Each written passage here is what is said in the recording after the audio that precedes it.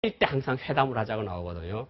그리고 우리 대통령께서 1월 6일 날 이산가족 상봉을 제일했잖아요. 네. 근데 북한이 받아들였습니다.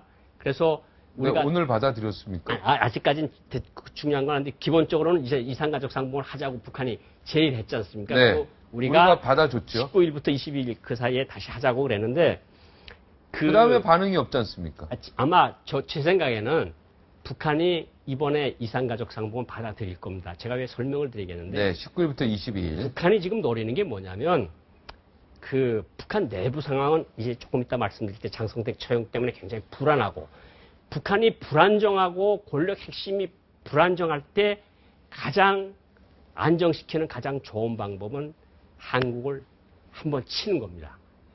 천안함 폭침이나 연평도처럼 큰 군사적 도발을 일으키면 야 봐라 저것도 침략하려 온다. 그러니까 뭉치자. 그러면 또 뭉치거든요.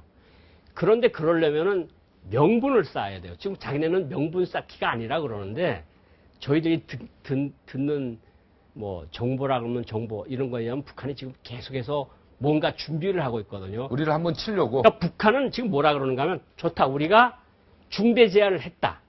상호 비난을 중지하자 그랬고 전단 뿌리던 거 실제로 북한이 안 뿌려요. 전단도 안 뿌리고 있어요, 지금. 그리고 우리 보고 군사훈련을 중지하라. 그럼 우리도 군사훈련을 뭐 중지하겠다. 아마 틀림없이 뭐라 그러고 이제 아마 2월 달쯤에 들어가서는 남북 군사회담을 제안하던 당국 간 회담을 제안하던 상호 간에 군사훈련을 하지 말자. 이런 제안을 할 가능성이 굉장히 높습니다. 그런데 우리는 이미 훈련 계획을 다 짜놨어요. 키리졸브 훈련이나 독수리 훈련은 다 하기로 했거든요. 네, 을지훈련. 그거는 우리가 북한 보고 당신네를 침략하라는 게 아니다. 당신네 와서 봐라. 이거는 당신네가 서울을 공격했을 때, 기습 공격했을 때 우리가 어떻게 막는지를 보여주는 방어훈련이니까 북한군 너네가 와서 전문가들이 와서 봐라. 이게 공격훈련인지 방어훈련인지. 근데 북한군이 그 말은 안 들어요. 그냥 모르는 척하고 계속 묵살하고 있는데 어쨌든 북한으로서 그렇게 하고 싶은 거예요. 좋아요. 우리가 국방위원회 중대 제안으로 남북 긴장을 풀자 그랬다. 남북 관계를 개선하자 그랬다. 심지어 이산가족 상봉까지 시켜줬다. 그런데 너네는 왜 키리졸브 훈련이라 하느냐? 독수리 훈련을 왜 하느냐? 우리가 그래서 할 수 없이 너네를 쳤다. 요렇게 국제사회나 한국 국민들한테 보이고 싶은 거예요, 북한은. 그러니까 이산가족 상봉은 북한이 분명해서 받아들일 겁니다. 그리고 우리도 정부도 아주 멋있게 날짜를 계산을 했어요. 요 설명절 지나고 북한이 설명절 지나고 하자 그랬으니까 설명절 지나고 2월 16일까지는 아주 북한에서 아주 두 번째로 큰 명절이니까 광명성 명절이라고 해서 이제 2월 16일이 김정일 명절 아닙니까? 그거까지 끝나는 날을 계산해서 17일 해서 2월 말 전에 20일까지. 그 사이에 이산가족 상봉을 하자 그러지 않았습니까? 그러니까 이게 태기를 전략적으로 잘한 거죠. 아, 우리 쪽에서. 북한이 아무 때나 이산가족 상봉을 하자 그랬는데 설 지나고 날이 풀리면 근데 그 날이 풀리면이 아주 그게 조금 묘하긴 한데 어쨌든지 간에 이산가족 상봉까지는 북한이 할 겁니다. 그러니까 명분을 많이 쌓아놓는 거죠. 우리가 이산가족 상봉까지 줬는데 왜 군사훈련을 하느냐? 근데 지금 북한군이 계속해서 훈련을 하고 있어요. 북한군이 동계훈련을 하고 있다고. 자기네는 훈련을 하면서 한국군 훈련하는 거 보고 뭐라 그러는 건 말이 안 되거든요, 사실은. 그리고 우리가 훈련을 안 할 리가 없지 않습니까? 미리 이미 다 약속을 해놓은 거고 훈련 일정이 잡혀 있는 건데 그러면 그것을 트집 잡아서 대형 도발을 일으킬 가능성이 있다. 그거는 아무래도 키리졸브 훈련이 2월, 3월 초인가요? 2월 말부터 이제 3월 중순, 하순까지고 그 다음부터 이제 독수리 훈련이 이어져서 이제 4월 달까지 가는데 훈련 도중에는 못하죠. 왜냐면 훈련 도중에 했다가는 우리가 즉시 그냥 또 훈련 도중에 박살내버린. 북한으로서는 큰일 나죠. 큰일 나죠. 그러니까 훈련이 시작되기 전이거나 끝날 때. 끝나서 미군이 돌아갈 때. 네. 그런데 제가 언제 시간이 다음 기회에 있으면 이제 김정은의 성량을 대해서 제가 말씀을 한번 드리려고 그러는데 성량이요? 김정은의 성량. 성량이 뭡니까? 굉장히 도발적이다. 성향. 폭력적이다. 이런 것들을 제가 오늘 기회에 한번 있으면 말씀을 드리려고 그러는데 어쨌든지 간에 김정은의 성량으로 봐서는 충분히 대형 도발을 일으킬 가능성이 있고 그 명분을 쌓기 위해서 지금 그렇게 하는 것도 있고 아까 제가 말씀드린 것처럼 비난 중지를 요구한 거는 분명히 자기네가 약한 측면이 있기 때문에 그렇게 한 거다. 이렇게 네. 말씀을 드릴 수가 있을 것 같습니다. 예. 그러니까 이산가족 상봉 제의에 화답할 거라는 게 다 작전이다 이거네요. 예. 그러니까 너희 그리고 이제 키졸 이렇게 우리가 했는데도 키 리졸브 훈련해? 야, 그리고 저 독수리 훈련해? 이제 야, 너희들 진짜 우리는 이렇게 전 세계에 억울하게 우리는 친하게 지내자 계속 서로 훈련하지 말자 이랬는데도 너희들 다 거절했어. 그리고 결국은 했어 훈련. 자, 그리고 나서 뭔가 준비된 거를 지금 터트린다.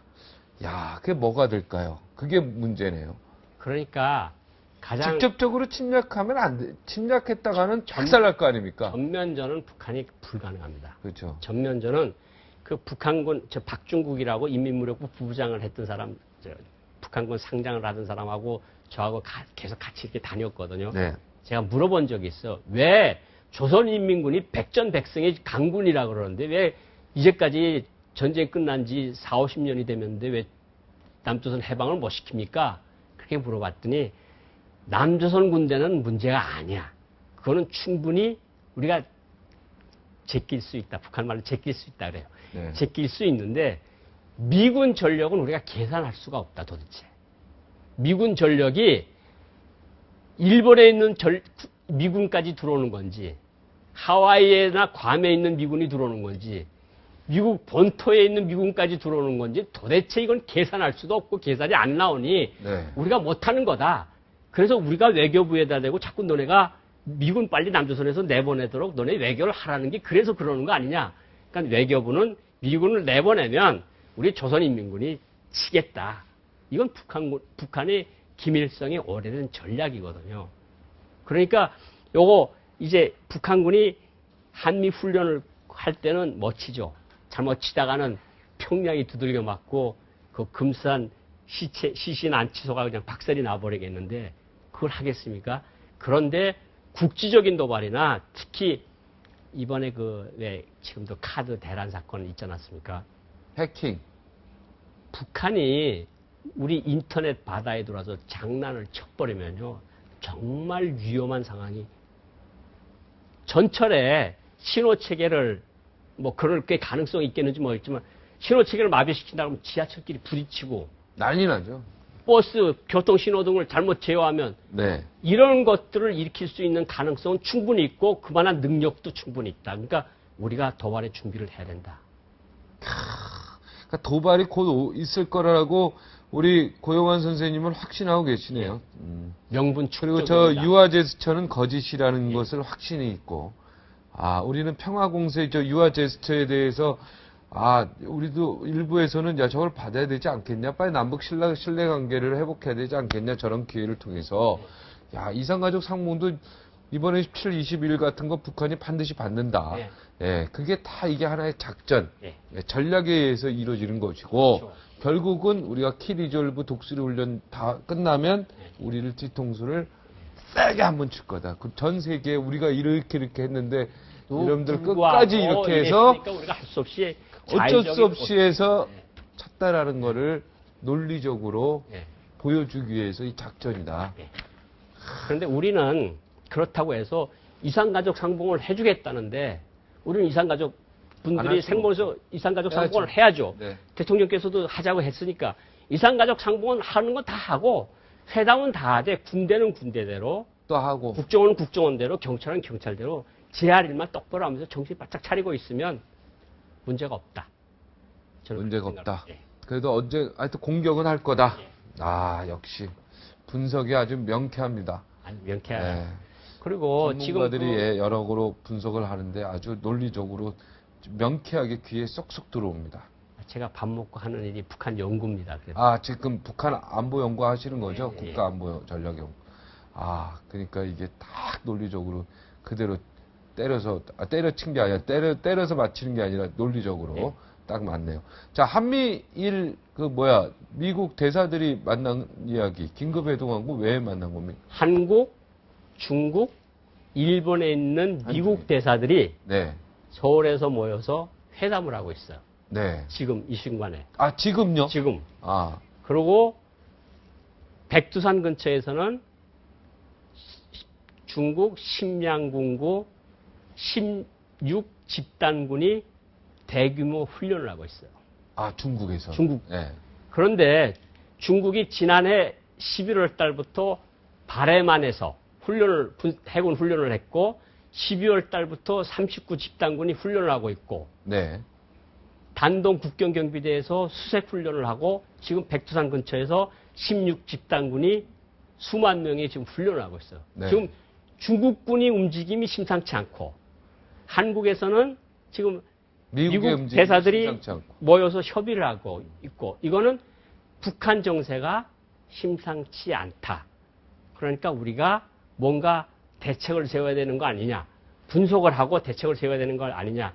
이런 움직임 속에서 우리는 봐야 된다. 그런데 우리는 주변 국가들, 미국이나 일본이나 중국이 굉장히 움직이고 있는데 우리는 사실 또 너무 편안하게 앉아 있는 건 아닌지 이런 것을 우리가 좀 되새겨보고 지금 편안하게 앉아 있는 것 같은데요. 그거는 제가 분명하게 말씀드릴 수 있는 거는 우리 국방부나 국정원이나 경찰에서는 지금 바짝 긴장해 있는 것만은 사실이에요. 근데 제가 말하는 거는 우리 국민 개개인이 과연 지금 북한에서 벌어지고 있는 위급한 상황에 대해서 우리가 정말 마음의 준비를 하고 있느냐, 그냥 아니면 그냥 편안하게 그냥 저거 그냥 저러다 말겠지 하느냐, 요거를 제가 말씀을 드리는 거고 제가 북한에